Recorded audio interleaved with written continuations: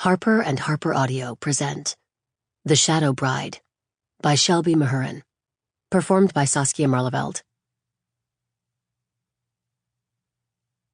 For Pippa, who will live on forever in the pages of this book. Part 1.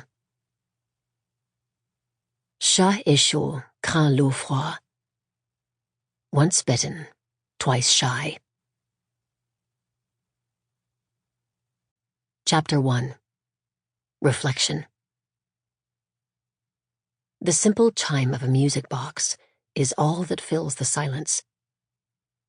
I watch the trinket from across the bedroom, figurines turning in a mechanical dance, their painted wings sparkling in the glow of a single candle. Reed lit the taper earlier this evening, while I feigned sleep.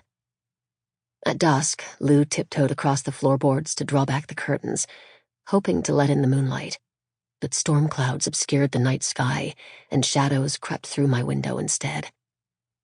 They swathe me like a cloak as the fairies dance in their halo of light. "Are you all right, Célie?" Mila whispers from the chair by the bed. After the grotto, she found a tear in the veil near Saint-Cécile, slipping through it to linger near me in the realm of the living.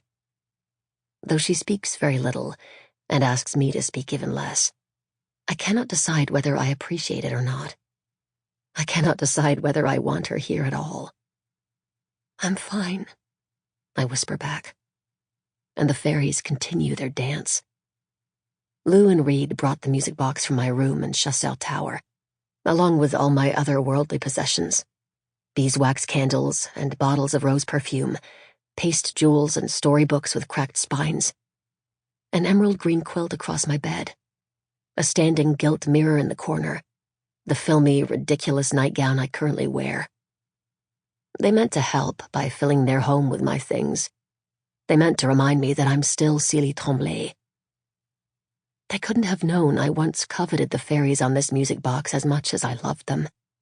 I longed to steal their wings and fly to their realm, to enchant wild creatures and court my own fairy prince. My nursemaid, Evangeline, gave me the box for my 8th birthday, and for an entire fortnight I spoke of little else until Philippa, irritated, snatched the music box from my nightstand and smashed it to pieces. She regretted it instantly, of course, and glued the fairies back together as best she could. I never noticed the newfound cracks in their smiles. Perhaps I was too young then, too busy dreaming of grand, sweeping adventures and heart-stopping romance. Or perhaps I simply didn't pay attention. I stare at those cracks now, quietly hating them. I have dreamed so many foolish things. Turning away, I sigh heavily before inhaling once more, an instinctive reaction, one that fills my body with air it no longer needs. Mistake. My stomach constricts at the sudden influx of scent, and fresh saliva floods my mouth. My head pounds, my gums throb. Though I close my eyes against the nausea, the darkness of my eyelids shifts in a sickening kaleidoscope of color, pounding in unison with the heartbeats in the living room. 2 of them. My fists curl even as my teeth begin to lengthen, and the saliva continues to flow. My throat contracts without permission, and for just a second my gaze flicks to the bedroom door. Everything stills to a knife point. Lou and Reed move just beyond it. I can hear them in the kitchen preparing dinner, the gentle clink of cutlery, the occasional brush of their shoulders as they pass each other. Lou's heartbeat accelerates slightly when Reed brushes a kiss against her temple. He chuckles when she swats his backside in turn. They're wholly absorbed in each other. Wholly distracted. "They won't notice you," a familiar voice whispers in the back of my mind. "Not until it's too late." And it's true.